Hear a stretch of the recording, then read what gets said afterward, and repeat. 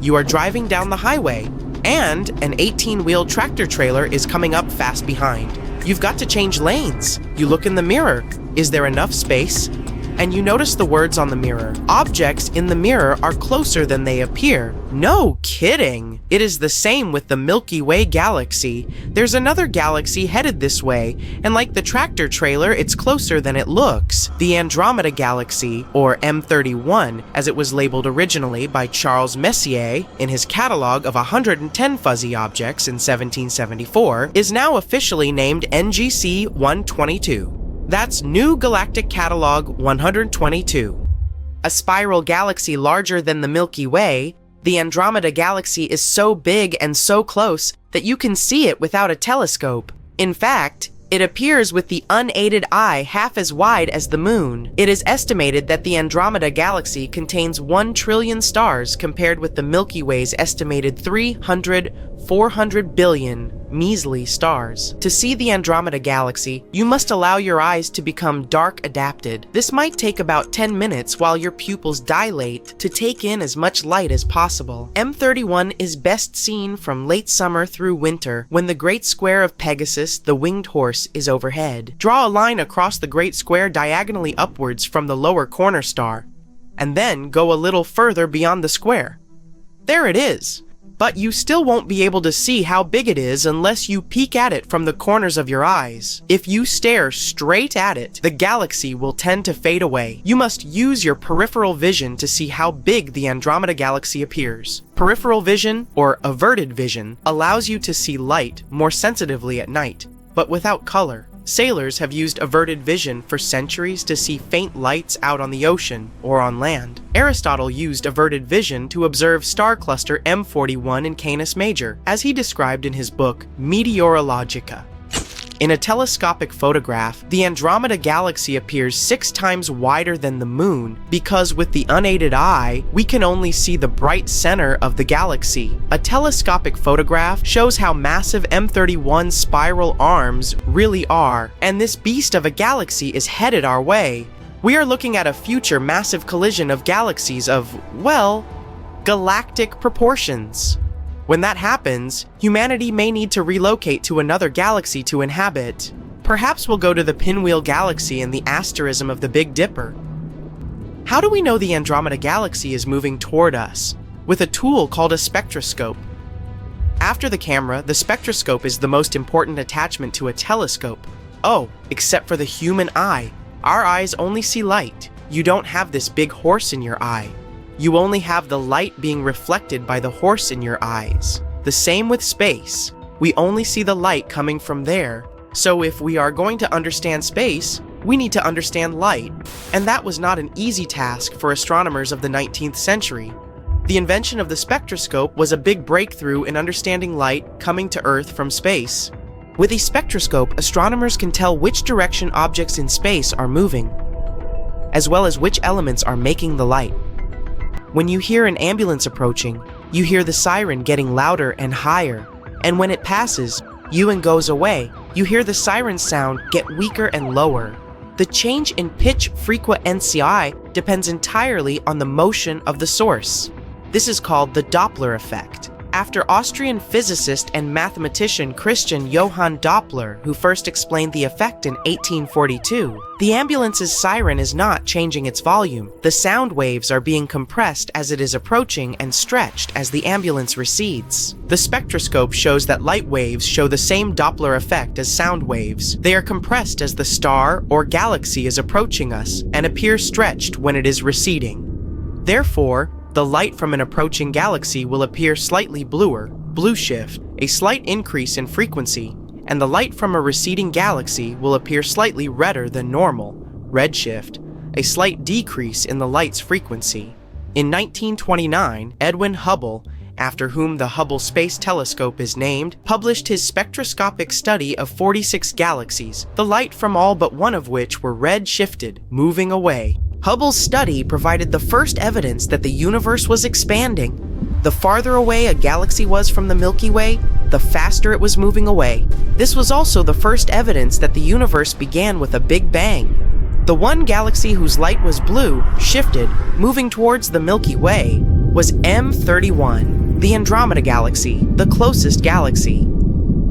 250,000 rmph seems a pretty high speed at which to have a collision. That's the speed spectroscopic measurements of the blue shift of Andromeda indicate. It's going to be a big mess when it happens.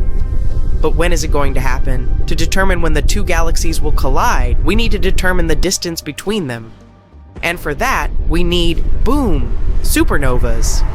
Type 1a supernovas are what are called standard candles. Just as we know how bright a candle shines, we know how bright a Type 1a supernova shines. Its absolute magnitude. A Type 1a supernova appears when a white dwarf collapses under the pressure of all the gas it has been gravitationally slurping from a companion star. Looking at the Andromeda Galaxy and measuring the apparent brightness of a supernova in the galaxy, it is possible to calculate its distance away. Because the intensity of light dims inversely with the square of its distance away, which is called the inverse square law, by comparing the apparent brightness of a supernova in the Andromeda Galaxy with its absolute brightness, voila, we get an approximate distance of 2.5 million light years. Since 1 light year is approximately 6 trillion miles, and the Andromeda Galaxy is 2.5 million light years away, even though it is approaching at the speed of about 250,000 mph, we have about 4 billion years before the big collision. So you can wait until after lunch, maybe dinner, to start packing. As an aside, if we see the Andromeda Galaxy as it was 2.5 million years ago, and it has been moving toward the Milky Way all this time, how big in the sky would it appear now? Quite as big as that tractor trailer in your rearview mirror. But do we really have 4 billion years before the galaxies crash? There are several other factors to consider. The minor galaxies that are gravitationally linked to both the Milky Way and the Andromeda Galaxy will be swallowed up by their host galaxies. Considering the lopsided mass distribution that will result, the galactic collision of the Milky Way and Andromeda will be affected. Some scientists are saying it won't be a direct hit, but more of a sideswipe. And then there's the galactic halos of each galaxy.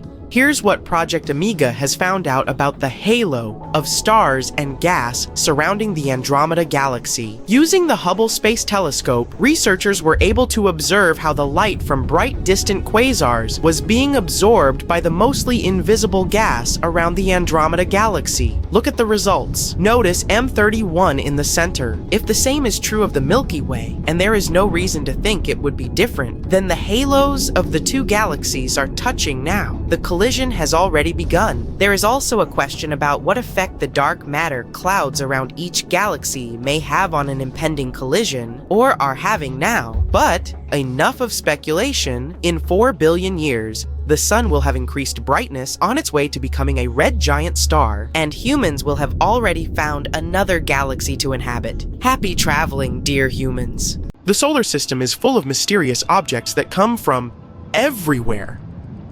In October 2017, researchers in Hawaii spotted a mysterious thing that they dubbed Oumuamua. This means a visitor from a faraway land in Hawaiian. Or that's a really big cow. It followed an escape orbit. It literally escaped from its planet's gravitational pull, like throwing a ball into space, never to return. This meant that this weird thing arrived from somewhere outside of our solar system. There were tons of theories about what it was, from a simple asteroid to an extraterrestrial spacecraft. Scientists even thought it was a chunk of nitrogen ice from a Pluto-like planet. Its strange shape only added to the mystery. The big changes in the light curves show that this thing could either be elongated, like a tube, or more flat, like a pancake. This thing was unlike anything we've seen before. Oumuamua didn't behave exactly like a comet or an asteroid. Comets are icy and form bright tails when they pass near the sun, while asteroids are basically just rocks and don't form tails. Oumuamua has no tail and doesn't release gas like me. But it's not your average rock either. Its surface is very shiny, almost like polished metal. When it passed by the sun, it sped up like it had a rocket on it. And it wasn't the sun's gravity that gave Oumuamua this sudden boost. Scientists aren't sure what caused it. So, what in the world was that thing? After years of study, scientists now think that Oumuamua is probably a comet with frozen hydrogen on its surface. This hydrogen reacted with sunlight, speeding up the comet and changing its path. Oumuamua likely got all that hydrogen from being exposed to tons of cosmic rays for a long time. It got some nice red tint from them as well.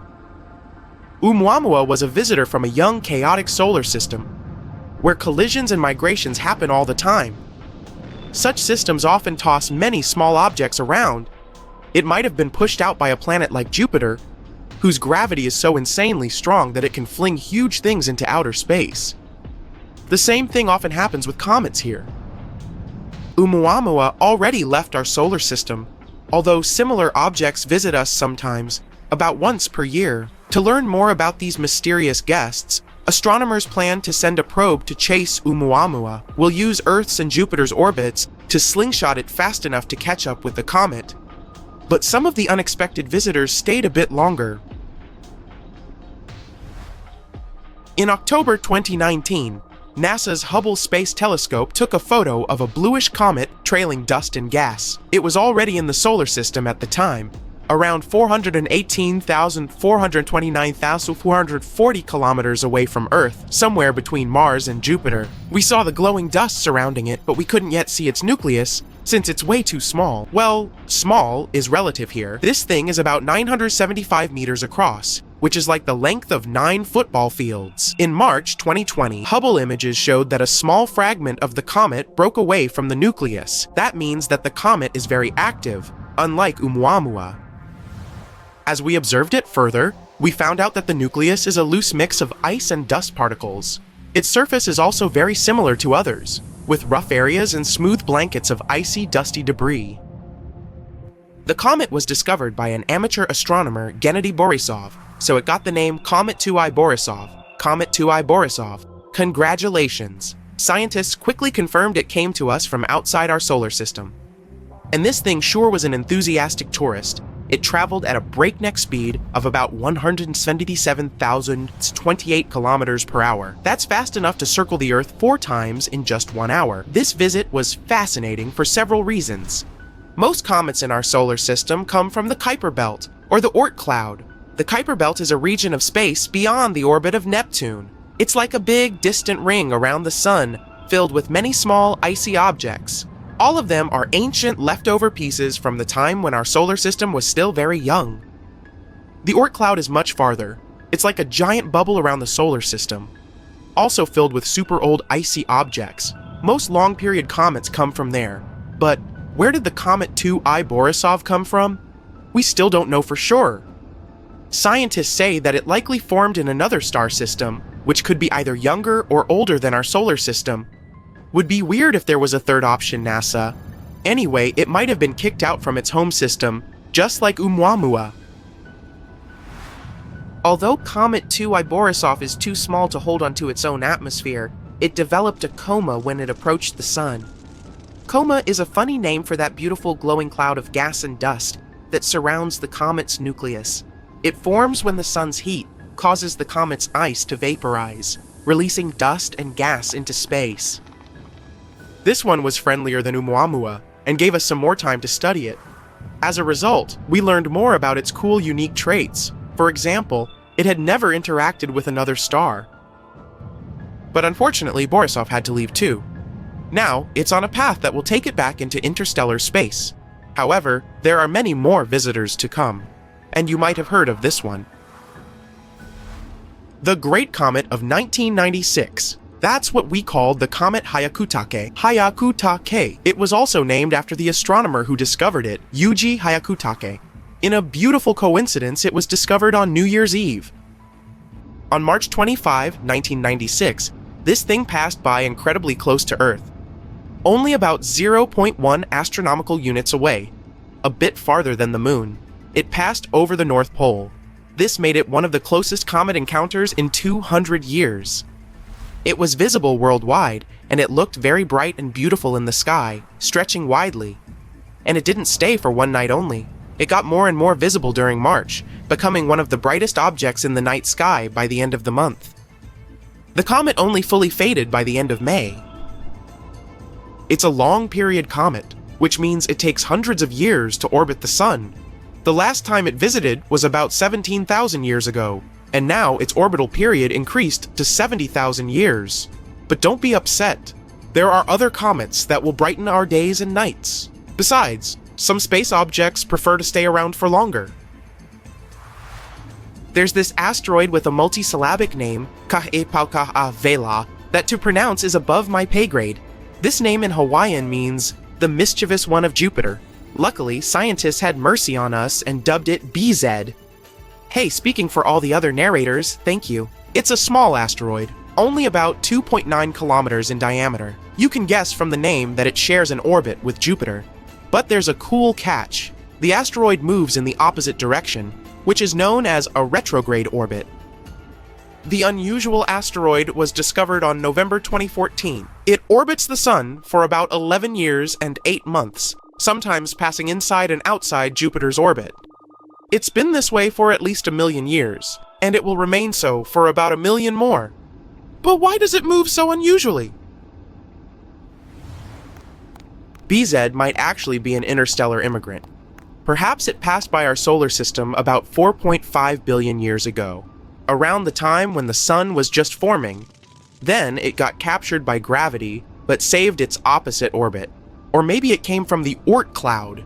Then it could get its weird orbit from the mysterious Planet 9, a hypothetical planet that's believed to exist in our solar system far beyond Neptune.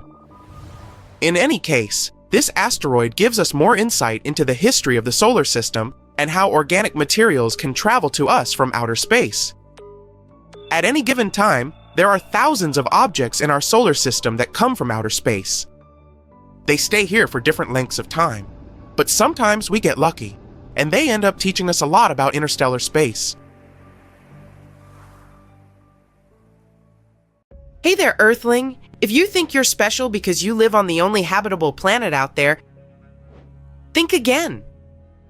What makes a planet suitable for life?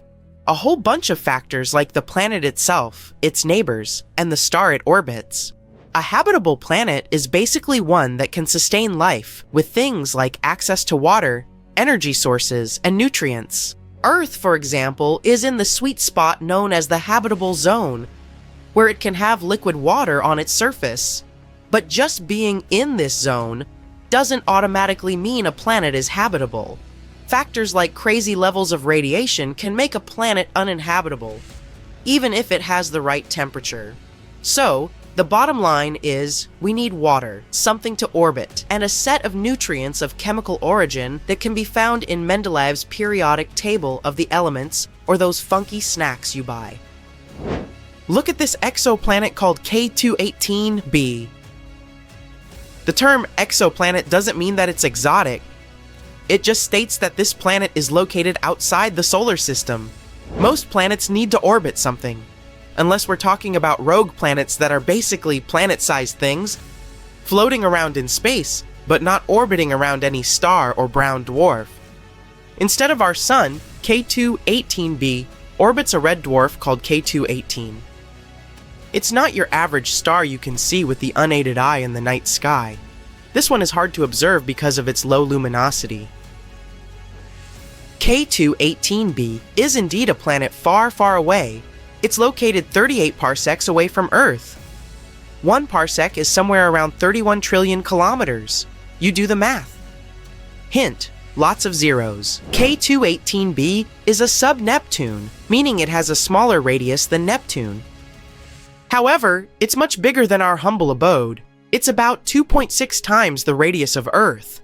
As for the weight, K2-18b is way chunkier than Earth. It's about 8 times as massive. It takes 33 days for this planet to go around its star, and it gets just about as much starlight as Earth gets from the Sun.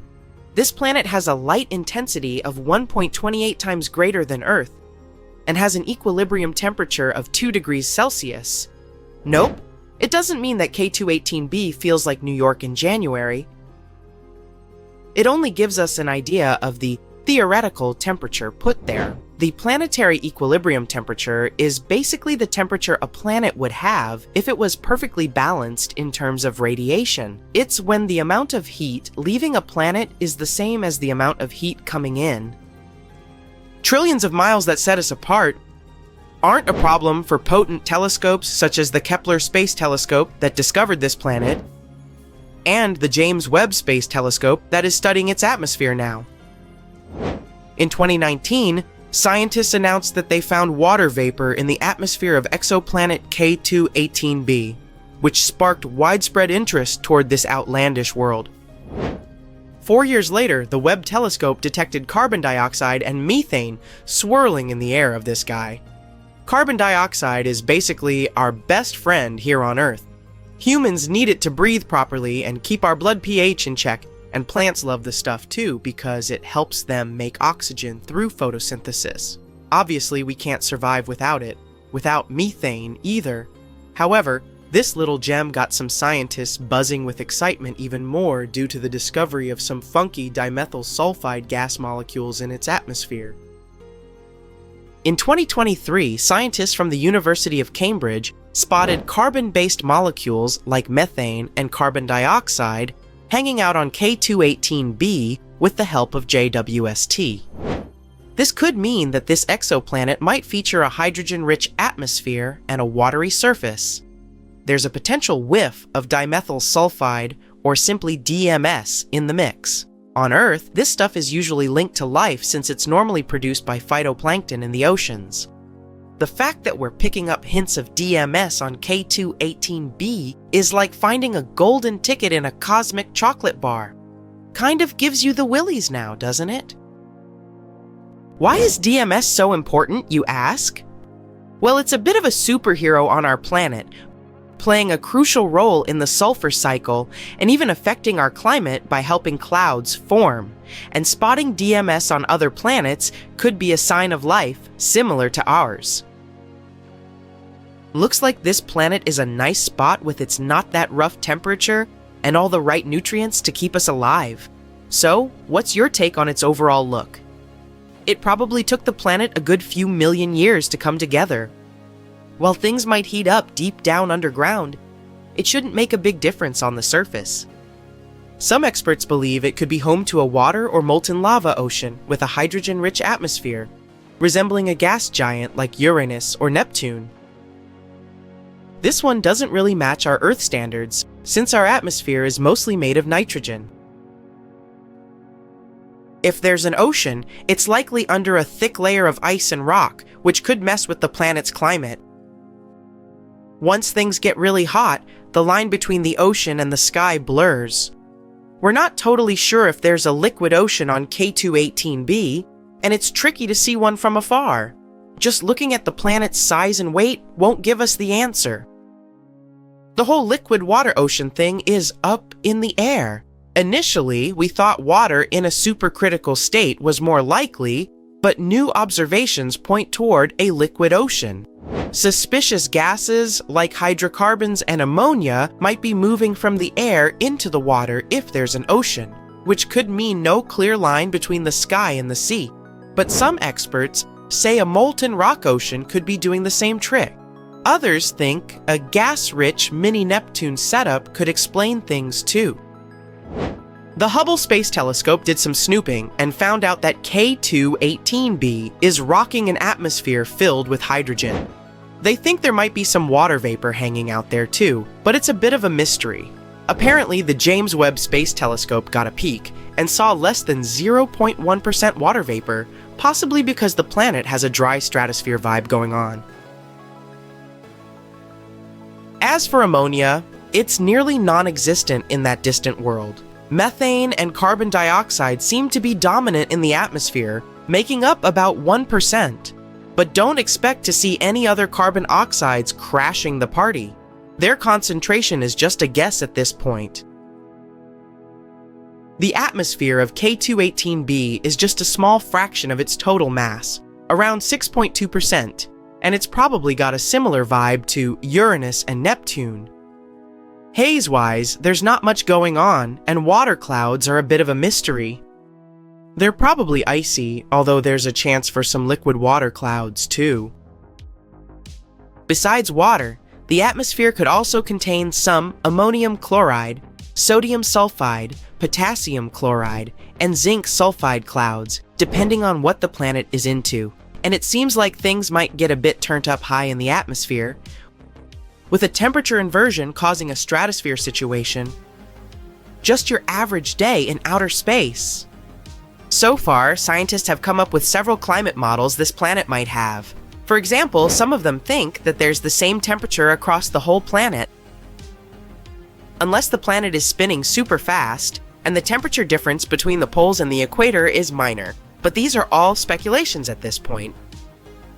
The amount of radiation K2-18b gets from its star is similar to what Earth gets. The temperature on the planet might be anywhere from really cold to pretty warm. Whether it can support life depends on its atmosphere and clouds. Scientists think microorganisms from Earth could survive there, even with all the hydrogen. But it's hard to tell if there's life on K2-18b because the gases we usually look for might not work in its atmosphere. Scientists think the James Webb Space Telescope might be able to detect different markers of life on the planet with enough observations. While some astronomical events are pretty common, there are those which occur only once a year or once in 100 years. Let's have a look at the coolest and rarest events we might be able to see with our own eyes. The first amazing celestial event on our list is the Perseid meteor shower that will take place from the 17th of July to the 24th of August 2024. This event is going to be one of the most vibrant of the year. At its peak, between the 12th and 13th of August, you might see up to 100 meteors every hour. If you're in a dark place, that is. This meteor shower is caused by debris from the comet Swift-Tuttle. As meteors streak through Earth's atmosphere, they often leave behind long wakes of light and color. The perfect time for watching this cosmic show is before dawn. On the 2nd of October 2024, we'll be able to watch a ring of fire solar eclipse. Its scientific name is an annular eclipse, and it occurs when the moon is slightly farther away from our planet. In this case, when the disks of the moon and the sun align, the moon's shadow doesn't completely block the sun's light. As a result, you can see a ring of sunlight around the moon. This time, the ring of fire will be visible in southern Chile and southern Argentina, so book your flights early. Another cool event that will occur this October 6th to 10th, 2024, is the Draconid meteor shower. During this event, meteors are more likely to fly in the evening hours than in the early morning. This is usually a slow shower, producing just a handful of meteors per hour. On the other hand, astronomers speak of a rare fiery Draco, which has been known to send many hundreds of meteors across the sky within a single hour. Are we going to get lucky this year? Time will show. Starting from the 12th of October, and for the following week, you'll have a chance to see a comet passing by our planet. Even though this nearly unpronounceably named big boy, Tsuchinshan Atlas, will be about 70 million kilometers away from Earth at its closest point, you might be able to see it with the unaided eye. Comets have a reputation of being quite unpredictable. Most of these dusty, icy space bodies are thought to have originated on the outskirts of the solar system millions of years ago. And there, they spent most of their time in the dark, inert and unnoticed, like me in middle school. Now some of them come closer to the sun, and many experts already forecast a fantastic celestial spectacle in October. If you missed the meteor showers we've talked about, you'll be able to catch up. Orionid meteor showers will keep going from the 26th of September till the 22nd of November, 2024. Sometimes this event can produce from 40 to 70 meteors per hour, but recently the maximum number was lower, from 20 to 30 visible meteors. And the final event for this year is going to be the Geminid meteor shower, December 4th to 17th, 2024. And let me tell you, this event is going to be breathtaking. Astronomers claim that this meteor shower is one of the best of the year because of bright, visible meteors. Around 120 shooting stars are likely to streak across the sky per hour. Interestingly, while most meteor showers come from comets consisting of dust and ice, the Geminids originate from a rocky asteroid, 3200 Phaethon. Scientists still don't know how to classify this asteroid since it has a tail and brightens as it comes closer to the sun, just like a comet. On the other hand, recently, astronomers have discovered that the asteroid's tail is made not of dust, but of sodium gas.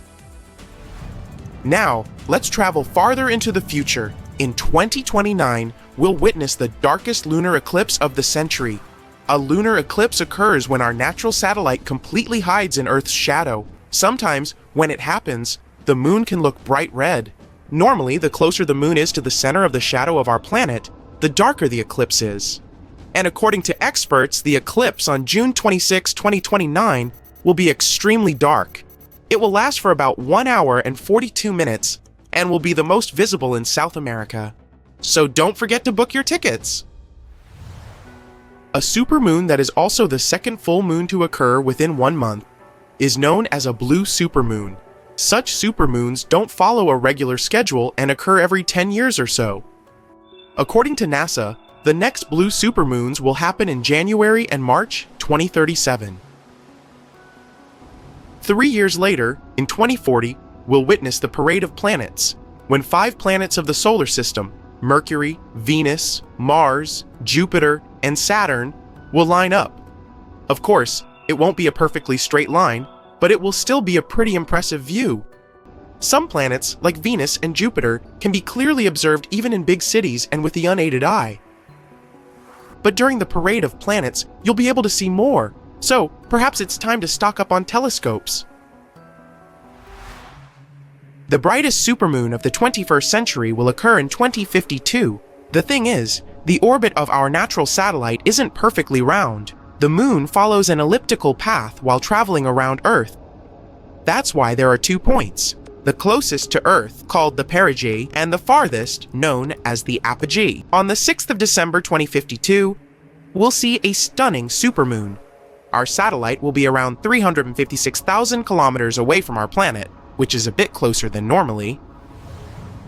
In 2060, we're likely to see a comet called 15P Finley. It will be one of the closest comets to approach our planet in the last 100 years. It will fly by at a distance of around 5 million kilometers. And here's the thing. Every time a comet comes close to the sun, it heats up and starts emitting gases and dust, looking like a little star. Thanks to solar winds, it also gets a beautiful, long tail, and the closer to Earth a comet passes, the brighter it looks in the sky. So, get ready for a breathtaking show. In 2084, something known as an Earth eclipse will occur, becoming one of the most exciting events of the 21st century. Sadly, we won't be able to see this celestial spectacle from Earth. Duh, obviously. But we might be able to admire it from Mars. During this event, the Moon and Earth will pass by the Sun, looking like dark silhouettes. Such an event is known as a planetary transit, something like a solar eclipse, but with other planets instead of the Moon. In 2100, for those of us still here, the North Star will be the closest to the North Celestial Pole. Sailors have been using this famous star for centuries to figure out where North is. But the funniest thing about this is that this star isn't perfectly aligned with the North. The reason is that Earth doesn't have a fixed axis.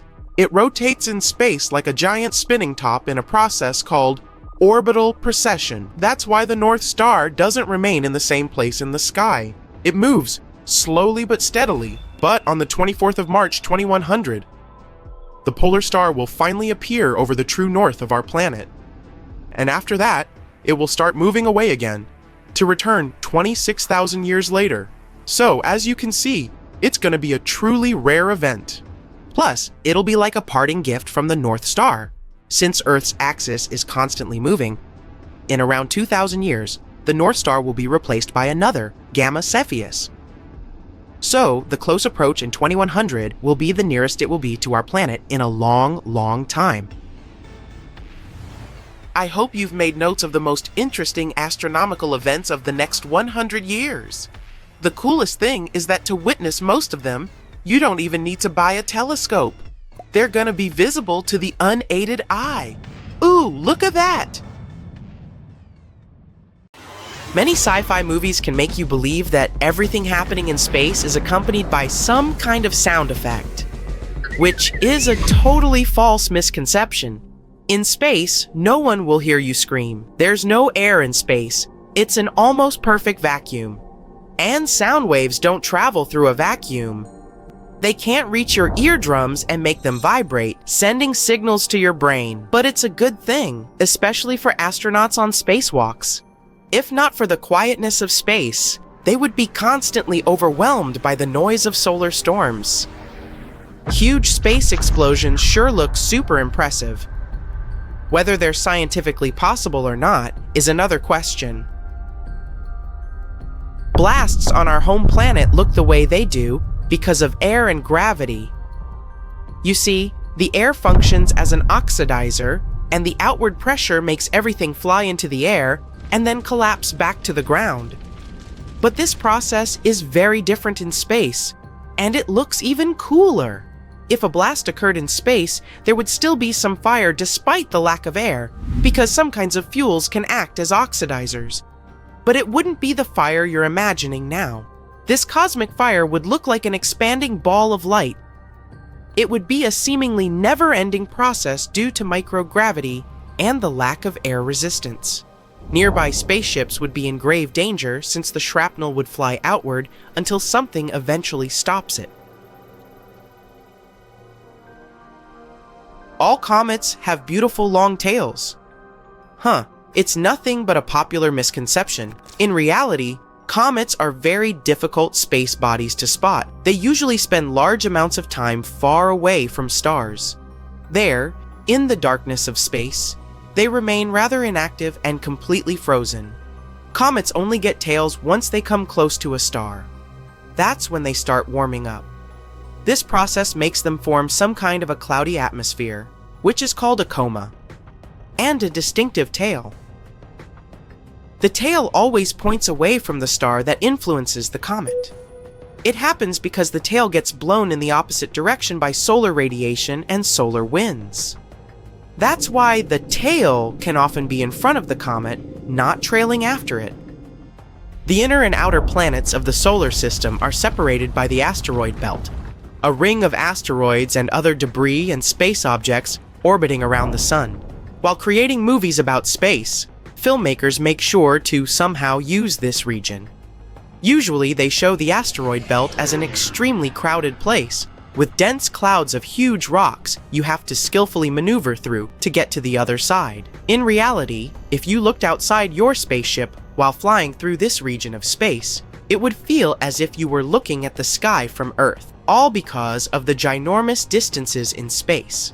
If you decided to cross the asteroid belt, there would be very little chance of a collision with a space object. Asteroids there are really spaced out and very far from one another. Black holes are giant, scary cosmic vacuum cleaners, they say. But in reality, black holes are more like fly traps. They don't look for things to munch on. Instead, they sit out there quite passively. Only when a star, or any other object, comes too close does a black hole spring into action. Even so, only those space bodies that cross a certain border get ripped apart. In fact, black holes aren't any different from any other celestial body, since their pull is directly proportional to their mass. They can't swallow anything bigger than what their size allows. Even if our sun was somehow replaced with a black hole as massive as itself, nothing would change for Earth or any other planet in the solar system. Gravitationally speaking, of course. Space battles in movies often involve using lasers. But if you were to see such a fight from up close, you would probably be disappointed. The thing is, it would be like nothing in movies. A laser beam is a concentrated burst of energy, and it could indeed be used for many purposes during a fight. But a real-life laser beam would be totally invisible in space, since there wouldn't be any particles around to scatter the light and make the beam bright red or green or any other color. A human would be torn into pieces if they got into open space without a spacesuit. Well, contrary to popular belief, taking off a spacesuit during a spacewalk wouldn't be as dramatic as it is often pictured in movies. A person would just lose consciousness due to a lack of oxygen after 15 seconds of being in outer space without protection, but that's if this person breathed out as much air as possible. Otherwise, this oxygen would damage their lungs from the inside, making them rapture. After that, without the protection of the spacesuit, the pressure inside their body would drop. This would cause even more serious trouble. And even though this person definitely wouldn't burst, they wouldn't want to stay outside for too long. People often believe that in space, you experience zero gravity, hence the weightlessness astronauts feel on the International Space Station. But that's not exactly true. Gravity is one of the most important forces that exist in the universe. Thanks to it, the moon orbits Earth, and the sun doesn't float away out of our home Milky Way galaxy. Astronauts on the ISS do experience the effects of gravity, but that's not full-fledged. It's microgravity. The gravity on the space station is only 10% weaker than the gravity on Earth's surface, but astronauts are constantly in free fall. The spacecraft, people inside, and all the objects aboard keep falling forward, not down, but around our planet, following a specific orbit. And since they're all falling together, the crew and the stuff inside seem to be floating. That's why astronauts can move things as heavy as hundreds of pounds with their fingertips. And even though microgravity is often called zero gravity, they're very different things. A light year must mean time, right? Not really. Light years actually measure distance. NASA's definition of a light year goes like this: the total distance that a beam of light moving in a straight line travels in a year. And since light moves at a speed of 300,000 kilometers per second, a light year equals 9.6 trillion kilometers. It may seem as if the sun is always on fire. At least that's what it looks like in pictures and in movies. But in reality, our star is a giant ball of gas. Nuclear reactions happening in its core at all times make the sun burn. Every second, hundreds of millions of tons of hydrogen are converted into almost as much helium. During this process, huge amounts of energy are released as gamma rays. Then these rays turn into light.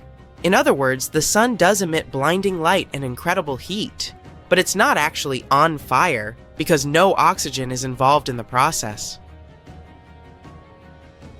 The speed of light is believed to be the ultimate barrier for people when it comes to space travel, and it's often thought to be impassable. There are many theories about what it might be like to reach that speed, but none of the equations account for going above it.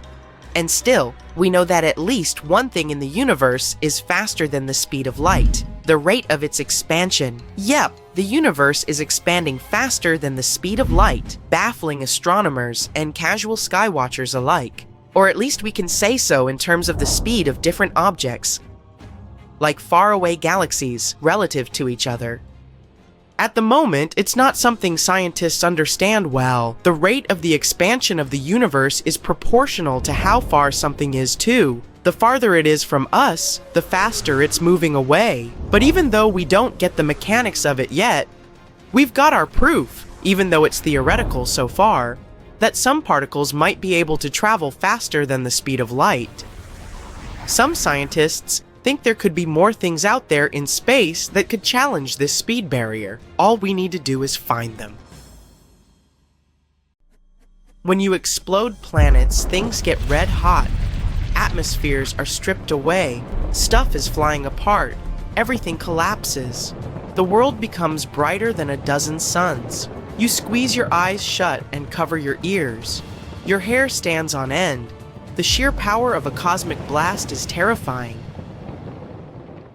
Sometime before the explosion, you're hovering in almost complete darkness. Below, you see the moon, or what you think looks like the moon. The surface of this light-colored sphere is pockmarked with craters left by meteorites. You see huge, steep hills stretching for miles. It's Mercury, and right now, you're going to explode it. As if in slow-mo, you watch the planet fall apart, and then, in the blink of an eye, you see a wall of debris closing in on you. First, giant chunks of rock. Those are all that's left of the planet's solid crust and rocky mantle. The appearance and structure of the debris flying in your direction changes. Now, the stuff looks liquid, like splashes of quicksilver. That's Mercury's metallic core bursting apart. It used to take up 85% of the planet's volume, 85% of Mercury, and finally, it's a firework of solid pieces again. It's the planet's solid core. The explosion is so powerful, it knocks Earth into a different orbit. The sun hiccups and swallows down an enormous cloud of dust. That's everything Mercury has left behind. But don't worry, our solar system won't lose any planets. This whole explosion thing is only a temporary experiment.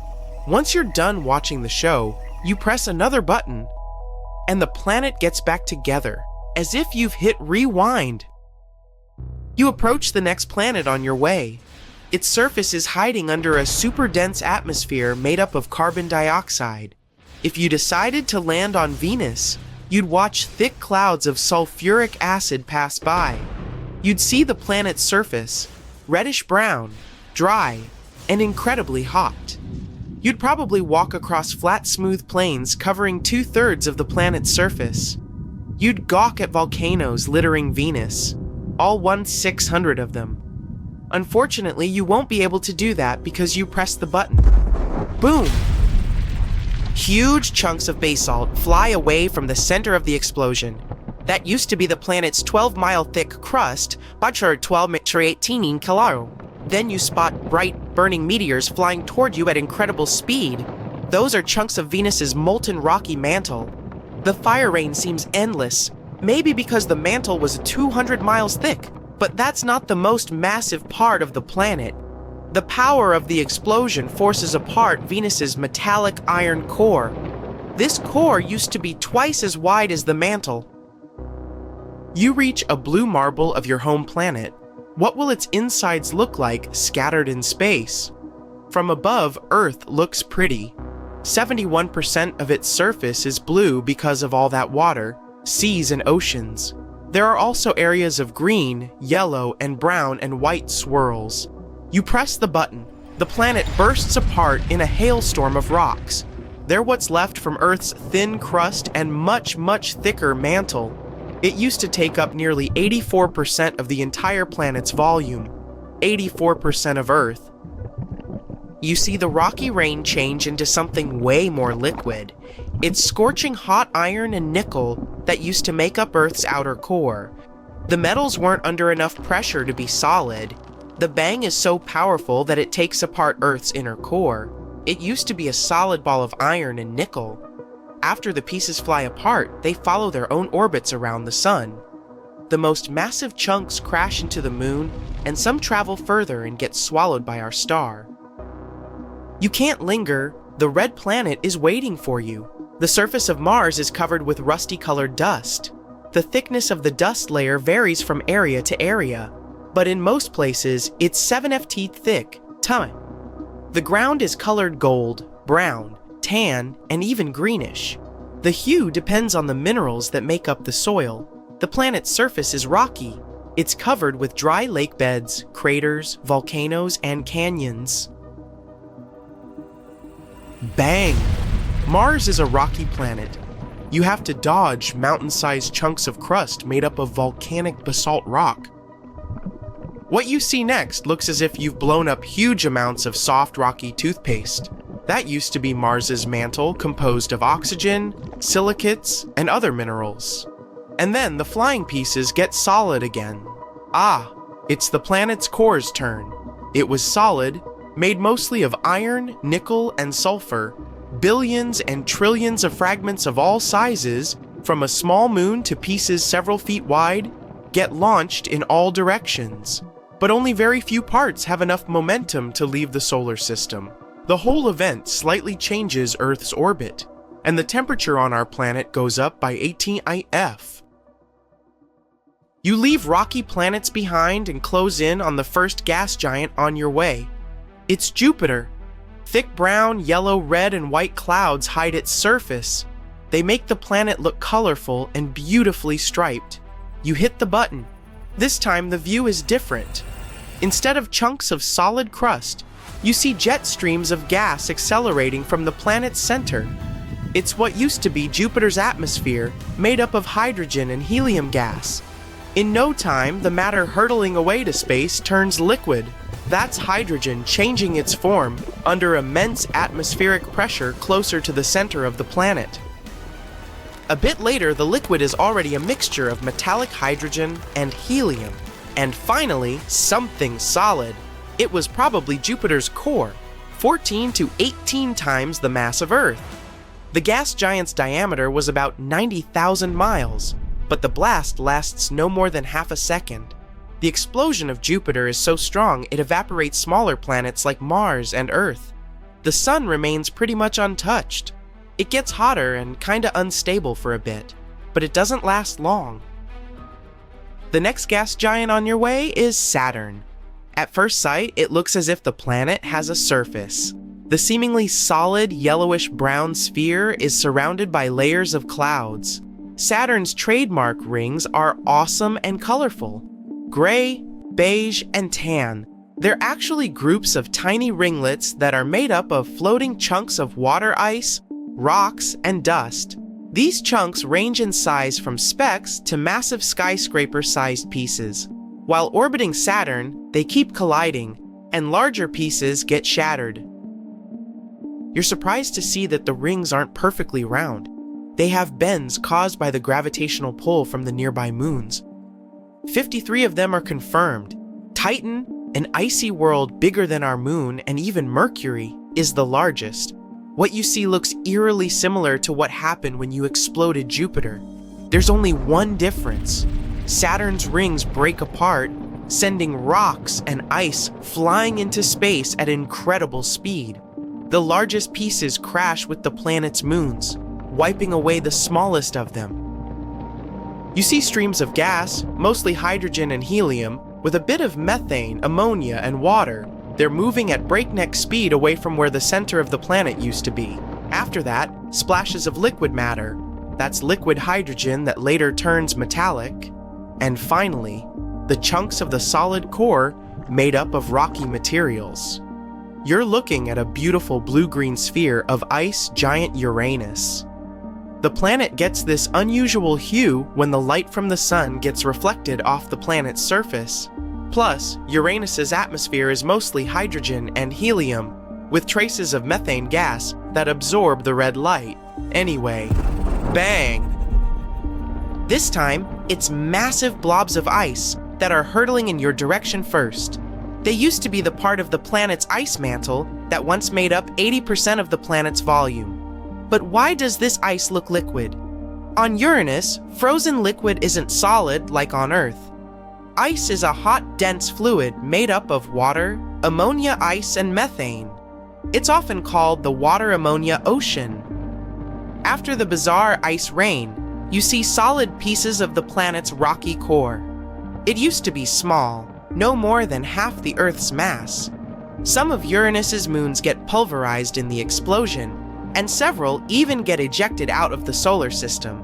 The explosion also slightly shifts Neptune's orbit. And the last planet on your way. Neptune looks blue because of a layer of swirling gas and permanent clouds. No time to linger. Boom! The planet doesn't have a solid surface. That's why after pressing the button, you see Neptune's liquid mantle bursting. It looks like a water-filled balloon thrown down from the 50th floor. This sends splashes of water, ammonia, and methane ices away into space. It's followed by lava-like remains of the planet's mantle. It used to be liquid, red-hot, and rich in methane, ammonia, and water. That's what's left from Neptune's solid core, made up of iron and other metals. In April 2023, astronomers found something exciting: a runaway black hole. This thing is moving through the universe at an incredible speed, about 3.5 million miles per hour. It's 4.5 thousand times faster than the speed of sound. They found it accidentally. Researchers noticed that there was some weird straight line in Hubble images. After some digging, they realized there was a moving black hole. As it moves, it compresses the gas on its path, literally creating new stars along its journey.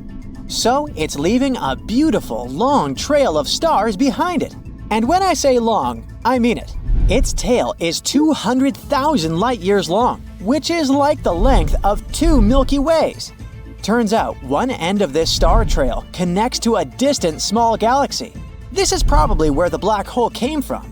Most likely there were two supermassive black holes whirling around each other. And then another galaxy came along with its own supermassive black hole and ejected one of the original ones like a mean kid, which is why it's called Runaway.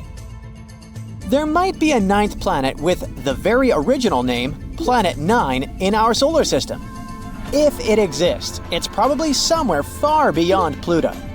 Astronomers think so because some rocky objects near Neptune move in a weird way as if they were influenced by the gravity of a large, unseen planet. Planet 9 might be a gas or ice giant 7 times the mass of Earth. One of the ideas is that it could have existed in our solar system, but then bumped into something huge and ended up with a crazy long orbit around our sun.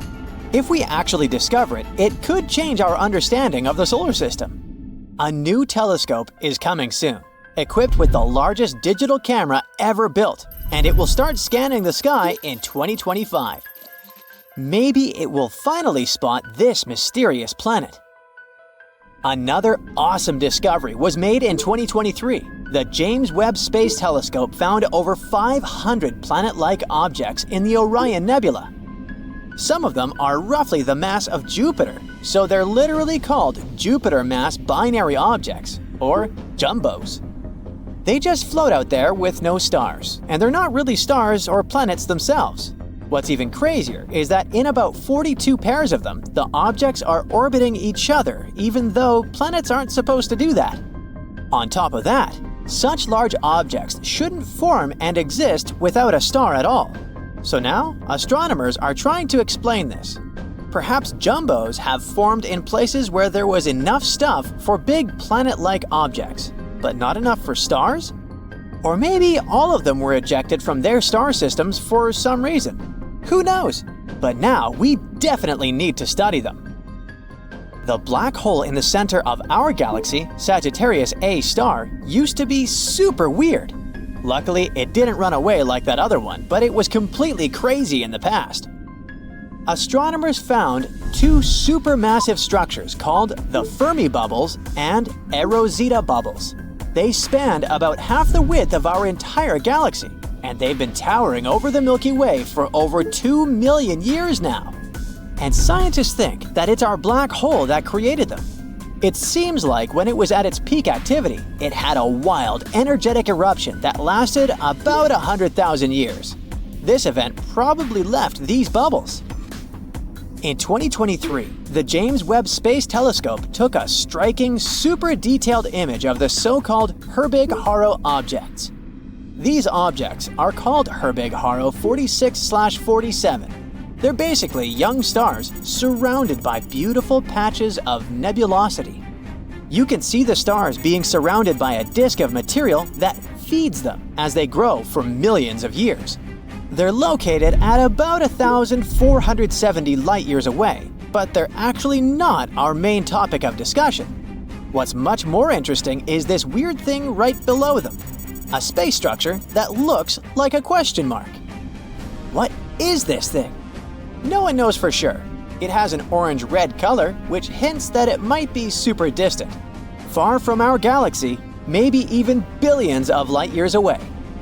Some think that this strange question mark is probably the result of 2 or more galaxies merging together. One of them was a bit curved, so it's probably a distorted spiral galaxy. The curve might be the tails being stripped off as they spiral towards each other. The other one was rounder and smaller, like a regular spherical one. The gravity games never fail to amaze us.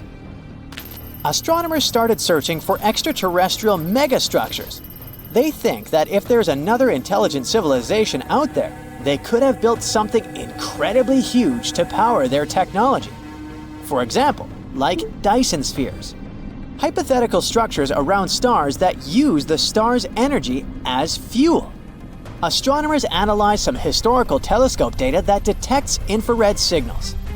They spotted some weird signals that could hint at the presence of these structures. In total, there are 7 such candidates right now. All of them are coming from red dwarf stars, which are redder, smaller, and less massive than the Sun. Another research institute found 53 potential candidates. They're still not sure what exactly causes these signals, but it could be not Dyson spheres, but some huge debris. It looks like there are some mysterious structures in the center of our galaxy. In 2023, the James Webb Space Telescope has taken a detailed picture of the Sagittarius C region. It's right near the center of the Milky Way. This image showed a dense area where stars are forming. There were many young stars and dark clouds that blocked the light from the stars behind them. That's a very packed place, with about 500,000 stars of different ages, sizes, and colors. This place is very chaotic and extreme. Now, scientists are using it to study star formation. But the weird part is that they noticed something else: the large region of ionized hydrogen. It looks like cyan in the image. This area is about 25 light-years long, surrounding the lower side of dense cloud. And it looks like there are some needle-like structures. They seem to be located randomly, and astronomers have no idea what they are. So now they have to study this in more detail. Astronomers have found a super rare massive galaxy. It's called JWST 7329, and it's absolutely ancient. Our entire universe is about 13.8 billion years old, but the stars in this galaxy seem to have formed around 13 billion years ago, so just around 800 million years after the Big Bang. Also, this venerable elder has 4 times more mass in stars than our Milky Way does today. This strange discovery challenges what we know about galaxy formation and the nature of dark matter. Everything we know tells us that galaxies shouldn't have formed so early. There shouldn't have been enough dark matter for that, but here we are. So, perhaps our models need some revision. There was an incredible astronomical event called AT 2021 LWX, which is also called Scary Barbie. It was an unbelievably bright burst of energy that happened on April 13, 2021. It's one of the most energetic space events ever observed. No galaxies or quasars were nearby. So what in the world happened? At first, astronomers thought that it was caused by a supermassive black hole pulling in a massive star. But after some studying, they think it's probably because a giant black hole had some crazy dinner. It probably ate a large amount of gas, possibly a giant molecular cloud. The titanic black hole in question is between 100 million and a billion times the mass of the Sun. This is one of the most massive known and active black holes. Astronomers found the oldest strand of the cosmic web ever seen. The cosmic web is what we call a huge structure of the universe that's made of interconnected filaments of galaxies and dark matter. They're like a framework for galaxies and other structures, playing a crucial role in their formation. The filament we're talking about is made up of 10 closely packed galaxies. It's unimaginably huge, stretching over 3 million light-years. And it looks like the newly discovered strand is very ancient. It occurred only 830 million years after the Big Bang. It's probably anchored by a luminous quasar. This discovery makes us question how exactly galaxies are formed and what exactly happened to our universe after the Big Bang. You know what? 8 out of 10 people worldwide can't see the Milky Way anymore. And in just 100 years, it might turn into a forgotten tale from the past. It's not that the galaxy is disappearing, but that the cosmos is fading from view. Back in our grandparents' day, they could look up and see this vibrant tapestry of stars. But nowadays, we're lucky if we can even count them on one hand. This has nothing to do with nature. It's all because of the creeping threat of something called light pollution.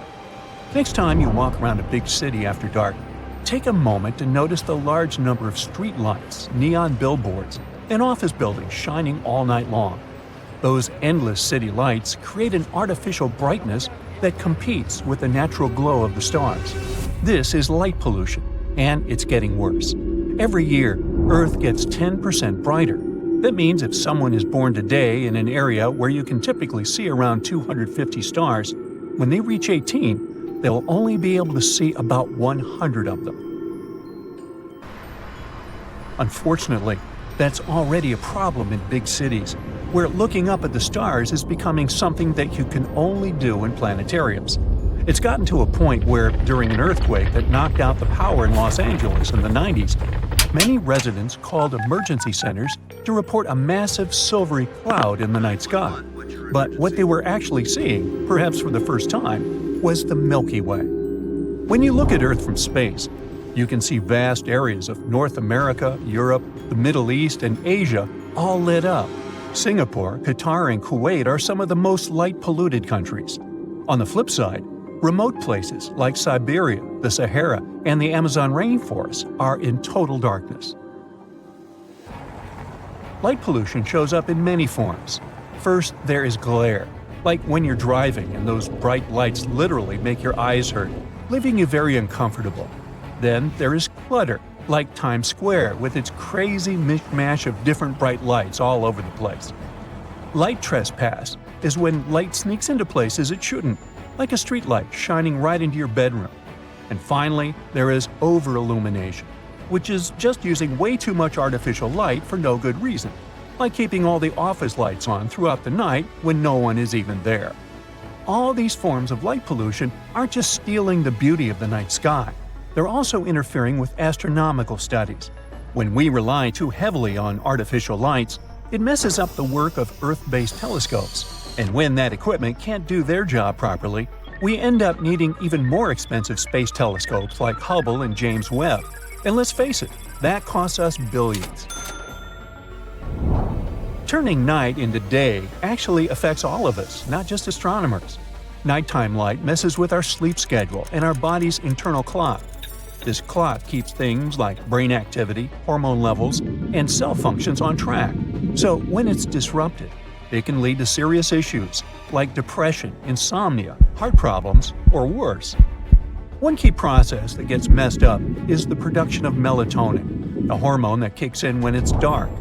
Too much light at night lowers melatonin levels, leading to stress, anxiety, headaches, and sleep deprivation.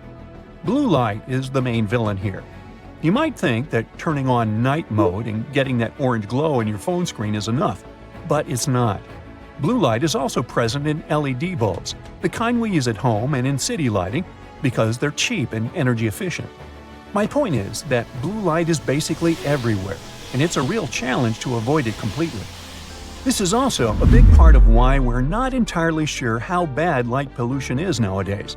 I mean, some statistics suggest that this issue increased by 49% over 25 years, up to 2017. But the real figure may be even higher. The thing is, blue light has shorter wavelengths, and the satellites we depend on today struggle to detect it accurately, meaning they don't quite capture the full extent of the light pollution caused by LED lights. Animals are lost and confused too. Their sleep patterns are also affected. A study from Germany revealed that blackbirds in urban areas are getting active much earlier than those in natural habitats. They wake up and start singing up to 5 hours sooner than their country cousins. Migration behaviors are messed up, especially for birds like sparrows and thrushes who travel at night. You see, they rely on the moon and stars as their internal GPS. So you can imagine how disoriented they get when they spot something like Las Vegas's massive sphere, lit up by 1.2 million LED bulbs. The intense brightness hides stars and disrupts their navigation across thousands of miles and continents. And it's not just that. Artificial lighting is unfortunately causing more birds to crash into skyscrapers and high-rise buildings.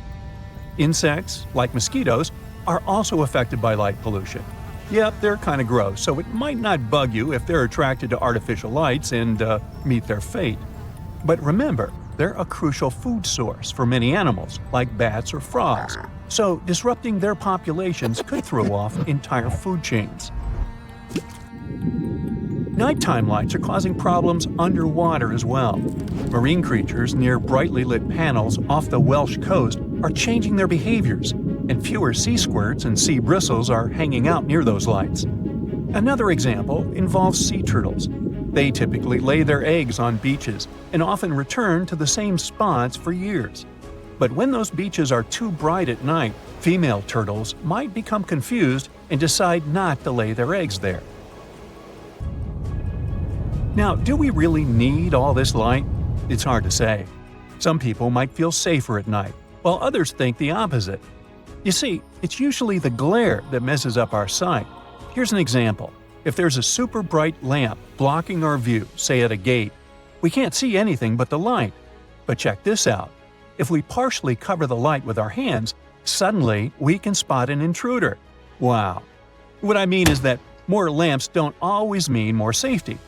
It's all about using them the right way, and doing things like dimming lights can actually enhance security. Plus, it could save you some cash. Speaking of which, light waste has a pretty big impact on the economy. Take a Cobra Head streetlight, for instance. The light projected directly by it is only 30% of the total light it emits. In the US alone, roughly 1/3 of the light at night goes to waste, and that adds up to a staggering annual cost of $2.2 billion. Electric lights aren't all bad, of course. They have done some good stuff for us, like making our days longer so we can get more done and have some fun after work. But we can totally minimize this issue. Turning off all the lights would be awesome, but let's be real, that is very difficult, if not impossible these days. So, what can we do? Get those fancy controls like dimmers, timers, and motion sensors to make sure our lights are super efficient. Go for warmer colored lamps instead of those harsh blue ones. Oh, and consider using fully shielded light fixtures, like those cool vintage table lamps. They direct the light down where you need it, so you don't get that annoying glare or light scattering everywhere. Plus, when you cut down on wasted light, you're not just helping out the planet, you're also saving some cash on your electric bill. Talk about a win-win! Now see here, astronomers have recently discovered a neutron star, aka a dead star, spinning at an extraordinary speed of 716 times per second. It makes it one of the fastest spinning stars we've ever found in the universe, and it's not just about its speed. The surface of this neutron star is erupting with super powerful explosions almost non-stop. But before we dig deeper into the mystery of this neutron star, let's figure out what these stars really are. They form from the remnants of massive stars that are at least 8 times the mass of the Sun. When such stars exhaust their nuclear fuel, they can no longer counteract the force of gravity pulling their matter inward. This leads to the collapse of their cores, triggering a massive supernova explosion that blows away the outer layers of the star. What's left behind is an ultra-dense core. That's a neutron star. These stellar remnants are incredibly small, typically just 19 kilometers wide. At the same time, they pack in more mass than the Sun. The density of neutron stars is also overwhelming. Imagine taking the mass of 2 suns and squeezing it into a sphere about the size of a city. A single teaspoon of neutron star material would weigh around 10 million tons. That's the same as the combined weight of 85,000 blue whales. Such an extraordinary density is what gives neutron stars their immensely powerful gravitational fields.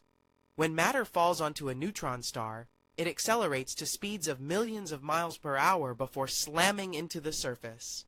The energy released from such impacts is truly astonishing. Despite its name, inside a neutron star, there are not only neutrons. A few protons survive down there too. Normally, protons repel each other since they have the same positive charge. But in a neutron star, that crushing gravity forces them so close together that the strong nuclear force takes over. It pulls them toward the neutrons like they're all part of the same team. Inside the star, things get stranger the deeper you go. Near the surface, neutrons clump into blobs, kind of like neutron gnocchi. A bit further down, these blobs link together into long chains, forming what scientists call the spaghetti layer. I'm getting hungry. At even greater pressures, the spaghetti chains fuse side by side, creating flat sheets. Think neutron lasagna. Keep going even deeper. and the lasagna eventually breaks down into a uniform mass. But even then, the structure isn't smooth. There are gaps, long tube-shaped voids that look a lot like penne pasta. So, inside a neutron star, you've got layers of gnocchi, spaghetti, lasagna, and penne. And each of them represents the mind-bending results of physics under insane pressure. Okay, I'm definitely having Italian for lunch today. Now, the recently discovered neutron star is part of a binary system, 4U 1820-30, located in a dense star cluster, NGC 6624. This cluster is situated near the center of the Milky Way Galaxy, approximately 26,000 light-years from Earth, in the direction of the Sagittarius constellation. The record-breaking spin of the star is extraordinary. If we take a period of not a second but a minute, it'll be over 42,000 rotations per minute. At the same time, the newbie ties with another neutron star, PSR J482446, which spins at the exact same speed. Such extreme rotation rates are rare and make these stars cosmic outliers in terms of behavior and properties. Oh wait! We can't but mention our neutron star's binary partner. It's a white dwarf, a dense remnant of a star similar in size to our Sun. This white dwarf is pretty fast, too. It orbits the neutron star once every 11 minutes. This makes the couple a binary system with the shortest orbital period ever observed. Imagine a stellar object zipping around its partner faster than the time it takes to prepare a cup of coffee. Yep, that's the kind of speed we're talking about here. This tight, rapid orbit shows how powerful gravitational forces are inside the system. You might be wondering what makes neutron stars spin so rapidly. It's something called the conservation of angular momentum. Let me explain. When a massive star collapses into a neutron star, it shrinks dramatically. Such a rapid compression gives an instant boost to its spin. It's like an ice skater spinning faster when they pull their arms inward. And the smaller the star gets, the faster it spins, which results in extreme rotation rates. In binary systems like this one, 4U 1820-30, neutron stars can achieve even faster spin rates. Their trick is to steal matter from their companion stars. This process is called theft. Haha, no, accretion. The stolen matter carries that very angular momentum, which adds to the neutron star's rotation speed. The accreted material can also build up on the neutron star's surface. Eventually, it triggers powerful thermonuclear explosions. They release immense amounts of energy, temporarily making the neutron star shine up to 100,000 times brighter than the Sun. It allows astronomers to study the intricate details of these extreme environments. NASA's X-ray instrument on board the International Space Station, officially called the Neutron Star Interior Composition Explorer, and thankfully nicknamed NICER, observed 15 thermonuclear explosions on the surface of our neutron star between 2017 and 2021. One of those bursts displayed a unique pattern called thermonuclear burst oscillations. Those are highly asymmetric patches of brightness on the burning surface layers of accreting neutron stars. This pattern matched the spin rate of the neutron star and, thus, confirmed its extreme rotational speed. But wait, the best part is coming! While neutron stars are already extreme, there's another class of them that takes things to a whole new level. Magnetars. Magnetars are neutron stars with unimaginably strong magnetic fields, up to 1,000 trillion times stronger than Earth's magnetic field. These fields set them apart from other neutron stars. They can distort atoms in nearby objects, making life impossible anywhere near them. As for the energy density of a magnetar's magnetic field, it is so high that it's 10,000 times greater than the mass density of lead. Magnetars also produce bursts of X-rays and gamma rays that are so powerful they can temporarily outshine entire galaxies. These bursts are often triggered by starquakes, violent shifts in the magnetar's crust caused by their own magnetic fields. For example, a gamma ray burst from a magnetar in 2004 was so strong that it disrupted Earth's ionosphere.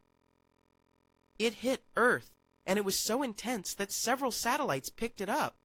The SWIFT satellite, built specifically to detect gamma-ray bursts from across the universe, didn't just detect the blast. It got hit with so much energy that its sensors got completely overloaded, and SWIFT wasn't even facing the burst. The energy was so strong it passed through the spacecraft and still overwhelmed its cameras. If a magnetar were located as close to Earth as the Moon, its magnetic field would erase all credit card data on the planet by wiping the magnetic stripes clean. That's the level of power we're dealing with here. Magnetars are extremely active, but for a relatively short time. Their intense magnetic fields decay after about 10,000 years. After that, they stop emitting strong X-rays and gamma rays. Astronomers think that there are at least 30 million inactive magnetars in the Milky Way galaxy alone. These silent cosmic relics are scattered all over the galaxy.